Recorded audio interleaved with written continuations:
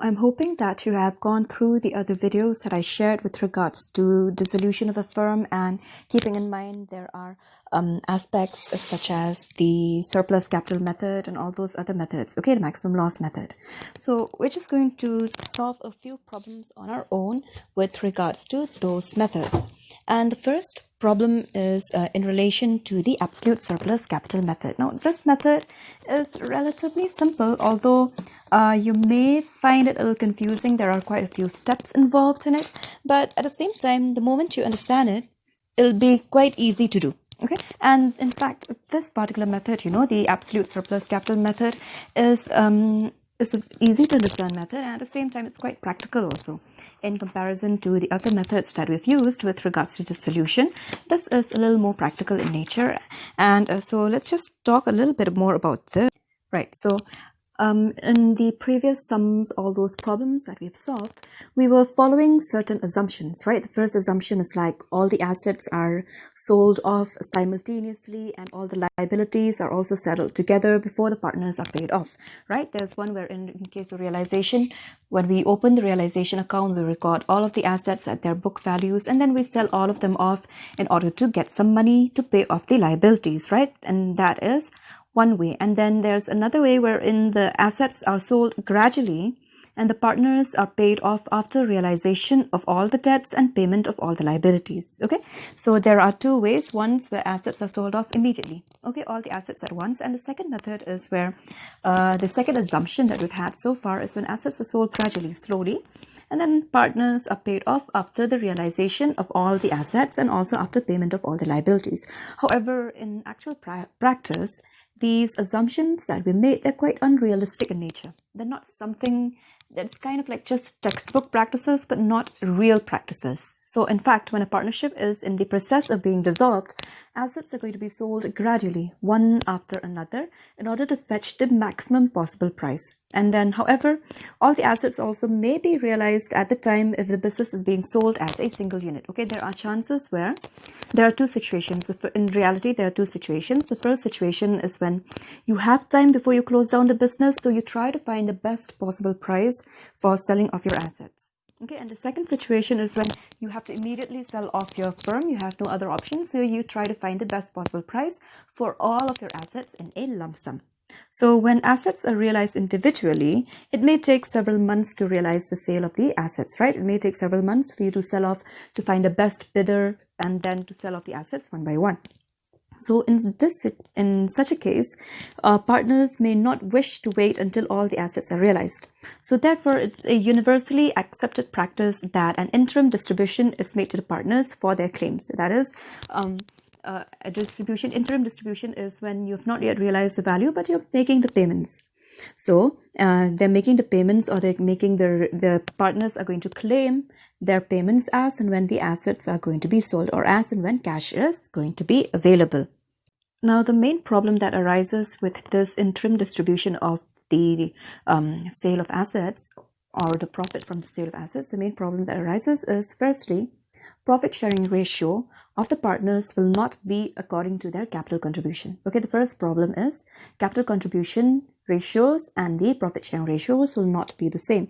And secondly, there is uncertainty. There's a risk that in the future you may not actually receive the amounts on the other assets. Okay, there is uncertainty that in the future you may not get amount that is actually due of you. So these are quite very crucial problems that are there. So because of that, they have to adopt certain methods, okay, in order to avoid overpayment to any partners, or in order to avoid any possible losses due to repayment of the share of partners.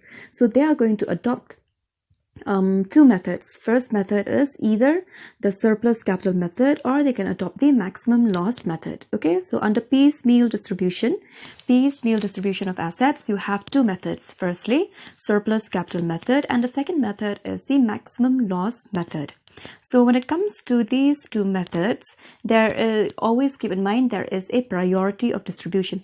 Who is supposed to receive the money first? So when the assets are realized gradually, it should be used for payment of realization expenses, pay off everybody who is not part of the firm. Okay, all the outside liabilities first, and then after that we can pay off your partner's loans, and finally we'll pay the partner's capitals. Okay, so if you have, let's say, 10 rupees and you have out realization expenses 1 rupee, pay first realization expenses, and then if you have creditors, pay off your creditors first, and whatever is left off can be used for your partners to pay off their loans, and then finally to pay their capital.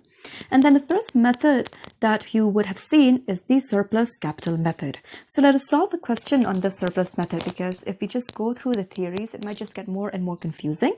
But if we solve a problem, it might be easier, relatively easier to understand at the very least. Okay, so first question.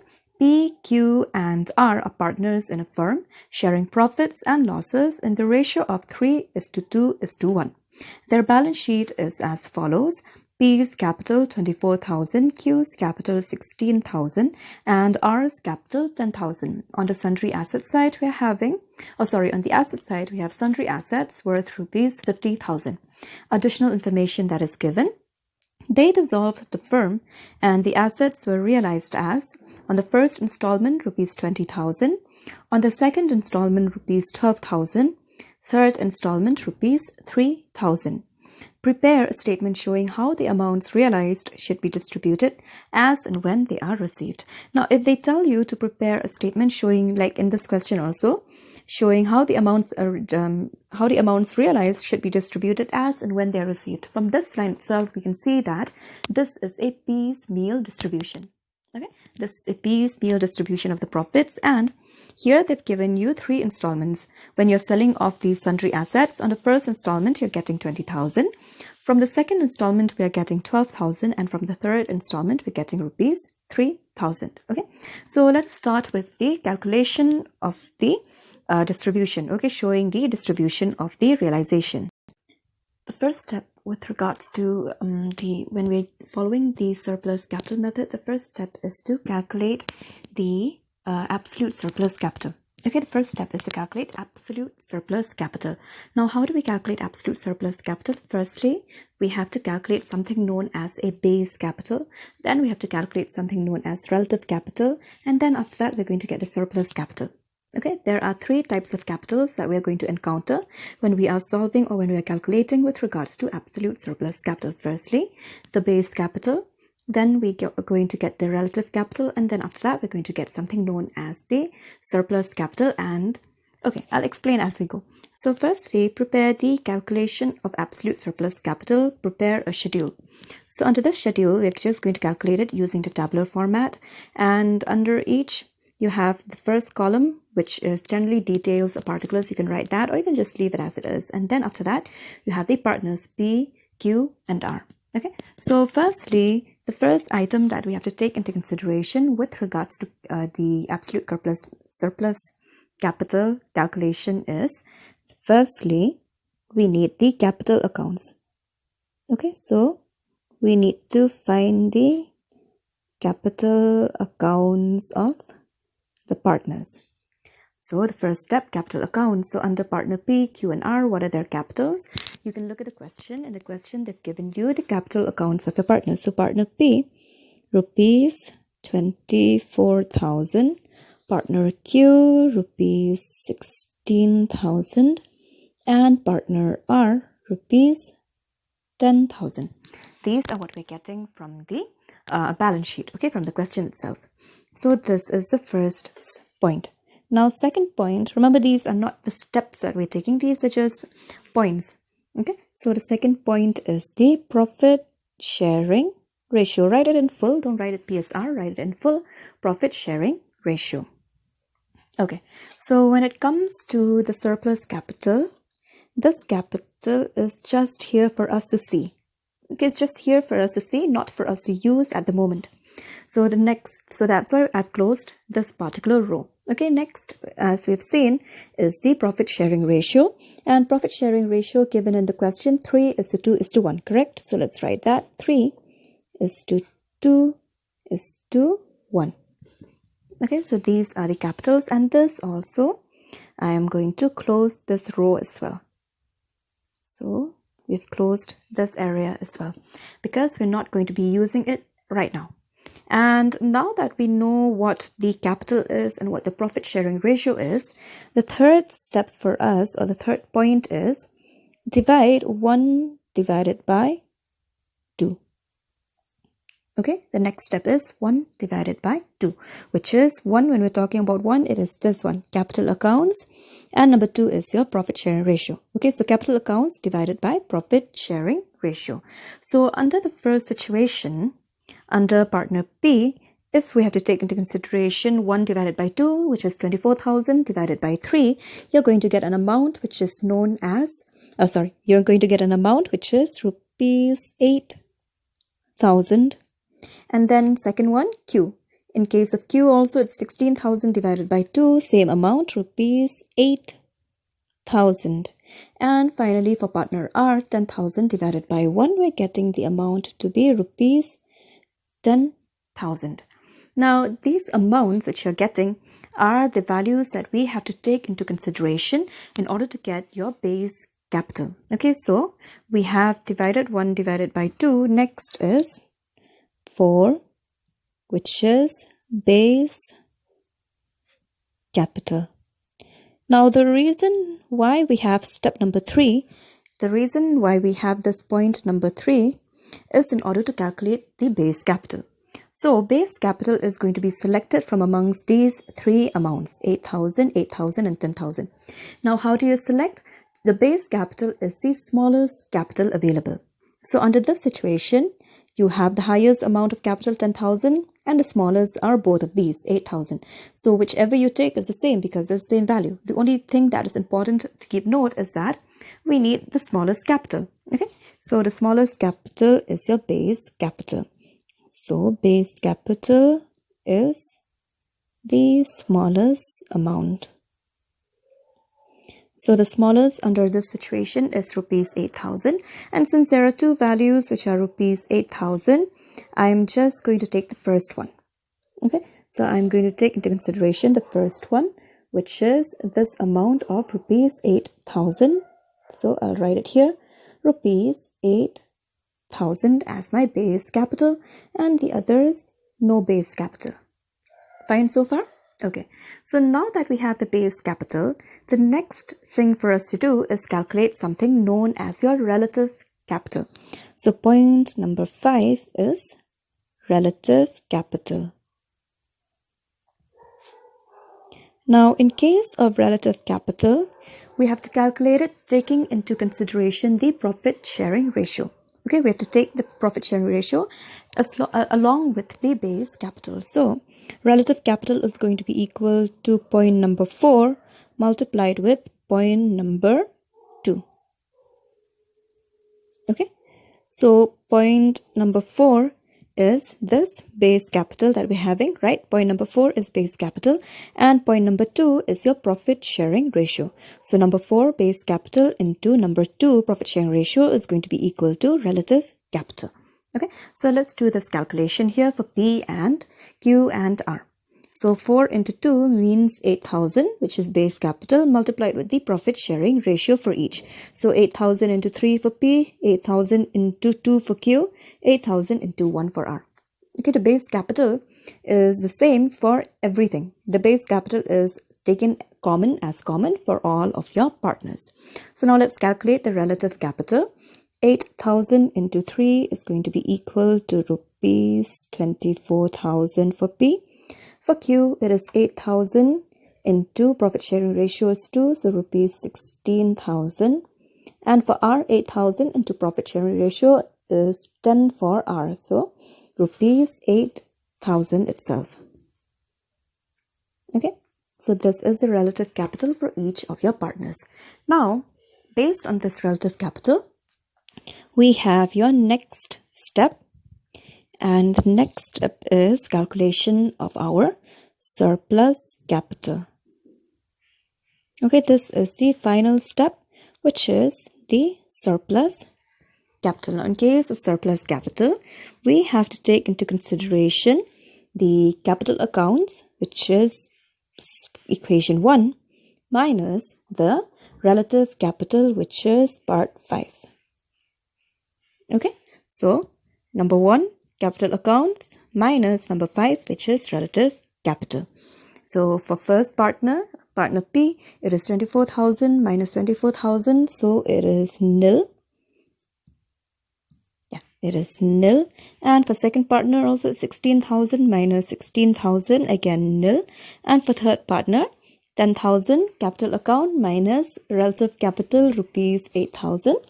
So we have a surplus capital of rupees 2,000. Okay, I hope it's a little clear, not too confusing maybe. Remember, we have to take into consideration 3 kinds of capitals: your base capital, your relative capital, and the surplus capital. Okay, so let's do this once again. For calculation of absolute surplus capital, there are quite a few steps that we have to follow. So basically, there are 3 steps because there are 3 kinds of capitals that we have to calculate.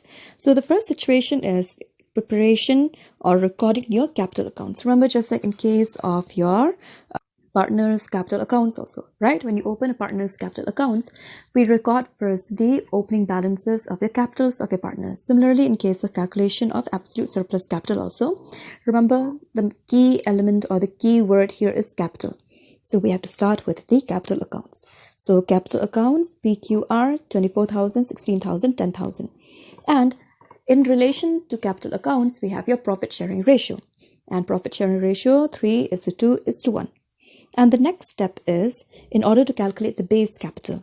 Okay, these 2 steps are interlinked with one another. Okay, so as we said, the next step is to calculate your base capital. In order to do that, we have to take the capital account divided by the profit sharing ratio. Okay, so you've gotten this amount here.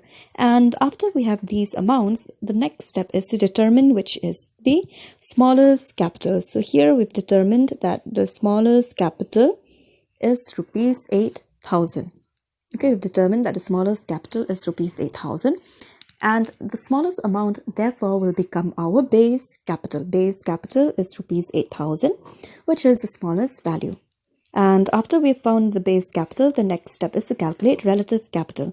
Relative capital is base capital in relation with the profit sharing ratio. Okay, base capital in relation with the profit sharing ratio. So we have calculated and we've gotten the base capital to be so much. And finally, after we've calculated the relative capital, we have to finally calculate the surplus capital. Surplus capital is actual capital minus relative capital. Actual capital minus relative capital. And finally, we can see that only partner R has a surplus. Okay, only partner R has a surplus. Now, if there are other partners who have a surplus, then we have to carry on calculating these steps again. We have to go on again from step number 4. Okay, so we'll see those in the future. For now, just do the simple sum. And we've calculated the surplus capital, which is partner R, rupees 2,000. Okay, this is the first phase with regards to calculation performing the surplus capital method. Okay, so now that we're done with this, the next step is to see which partner has priority of distribution. Okay, which partner is supposed to receive first and all that. So as we mentioned earlier, in case of partners, generally we have to pay off the outside liabilities first. And then after that, we'll pay off the other partners one by one. So next, please write a statement, prepare a statement. Statement showing priority of distribution. Okay, statement showing priority of distribution. So when it comes to priority of distribution, the partner who has surplus capital, okay, the partner, after you've calculated the absolute surplus capital, the partner who has the surplus capital is the one who will be paid first. So under this situation, if you look at the previous statement, in this table, we can see that partner R has a surplus capital of 2,000. Therefore, the first person to be paid is partner R. So firstly, okay, first, rupees 2,000 is to be paid to partner R. Okay, firstly, that rupees 2,000 is to be paid to partner R, and the balance of the first realization, the balance of your realization, whatever amount you're getting, balance will be paid to P, Q, and R in profit sharing ratio. Okay, so under this question, if you see, there are 3 installments. First, second, and third. In the first installment, it is 20,000. second installment 12,000, and third installment rupees 3,000. So basically, partner R is obviously going to be paid first. So he has to be paid from the first installment itself. So in the first installment, it is rupees 20,000. R is going to be paid from there. So after you've paid R, whatever is balance, rupees 20,000 minus 2,000, balance is rupees 18,000. Okay, this amount is to be paid to the partners in the profit sharing ratio. Partners will include also partner P. Got it? And then after that, now in this situation, there are no outside liabilities. Therefore, we're starting immediately with the payment of our surplus capital. Then after that, the remaining amounts that you're having with regards to second installment and third installment, these will all be shared amongst your partners in the profit sharing ratio. Okay, and then after that, we'll calculate and see whether there's a loss or there is a profit on realization. So you can write the statement as this way itself. First, rupees 2,000 to be paid to R, and then after that, the balance of first realization, 20,000 minus 2,000 to be paid to P, Q, and R in the profit sharing ratio. And then after that, we can write all subsequent realizations, to be distributed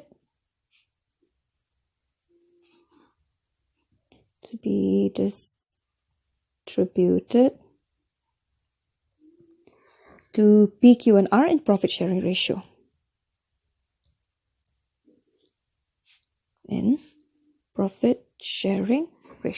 Okay, don't worry, I'll send you a clearer version of this. I understand that the handwriting may not be very much legible right here, but I'll send you a clearer version of this particular statement attached after this document itself. Okay, and after that, once you have identified who is to be paid when and who is the first to be paid, the next step is to prepare another statement, which is where you're actually showing how the distribution is going. Okay, so remember, in case of calculation of the surplus capital method, firstly, we had to figure out who has surplus capital. Then the second step is figuring out who is to be paid first. And finally, the third step is showing how everything is going. Okay, showing how you're distributing the profits or how you're distributing the amount you're receiving on realization. So prepare the statement showing distribution of profits of realization. So we have 1, 2, 3, 4, 5 columns. Okay, the first one is generally for your details or particulars. You can just write it here as details. Okay, I'll just write it as details. And the next one is amount available in rupees. And the third is capitals of the partners in rupees. And the partners are P, Q, and R. So let's start it first. Firstly, we have to write the amount that is due. Amount that is due, meaning amount that is to be paid off by the firm, whether you're paying to the partners, whether you're paying to your creditors. Okay, so this is the amount that this is the area where we're going to write with regards to amount due. So amount due, the firm owes the partners the capitals. The firm has to pay the capitals to partners, correct? So that is the amount due. So rupees 24,000 to partner P, rupees 16 to Q, and to R it is rupees 10,000. Okay, this is the amount that is due. Now, how are you going to pay? You're going to pay through the realization of your assets. And with regards to realization of assets, they've given you the amounts. So, amount due will be paid through first realization. Okay, first realization. The amount available is rupees 20,000. Amount available for realization is rupees 20,000. And out of this rupees 20,000, remember the first installment, the first person who has to be paid is partner R. Through this particular statement, right? We've said here, first rupees 2,000 is paid to R. So we have to pay that amount first. So here under this area, we have to write less paid to R. Paid to R.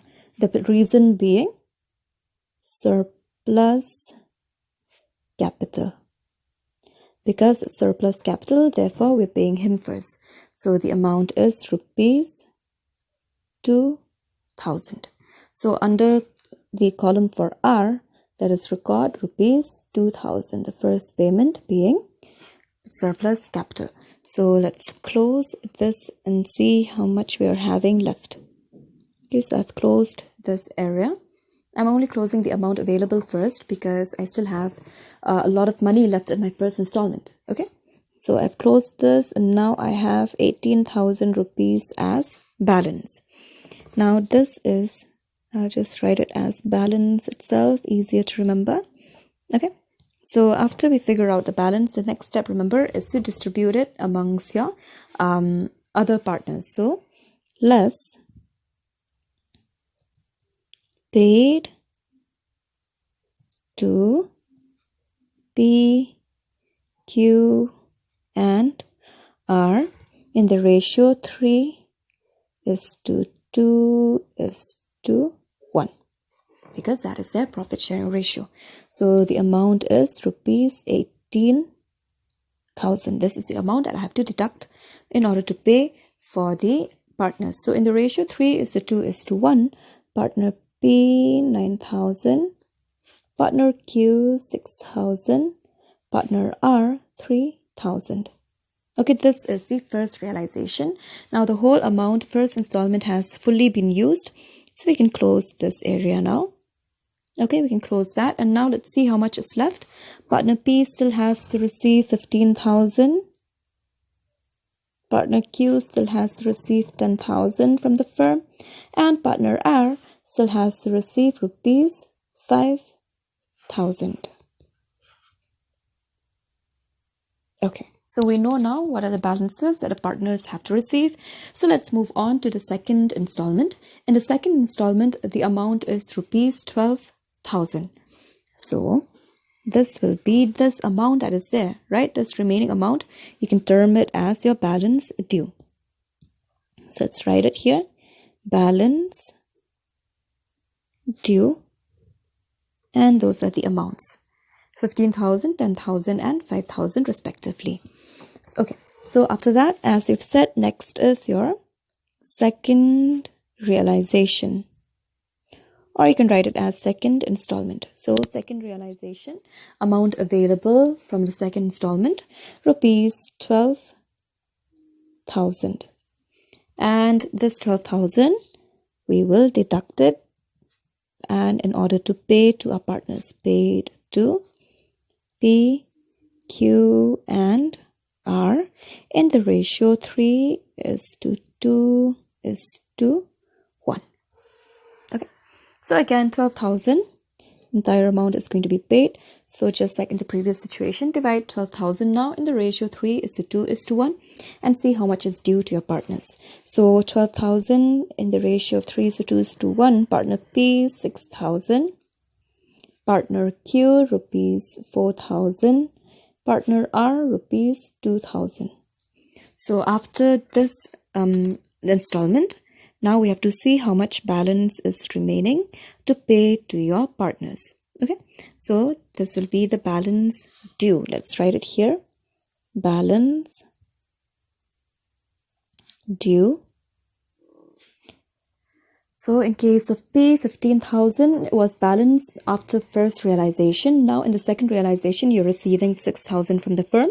So you have a balance of 9,000. And for partner Q, there is a balance of rupees 6,000. And for partner R, there is a balance of rupees 3,000.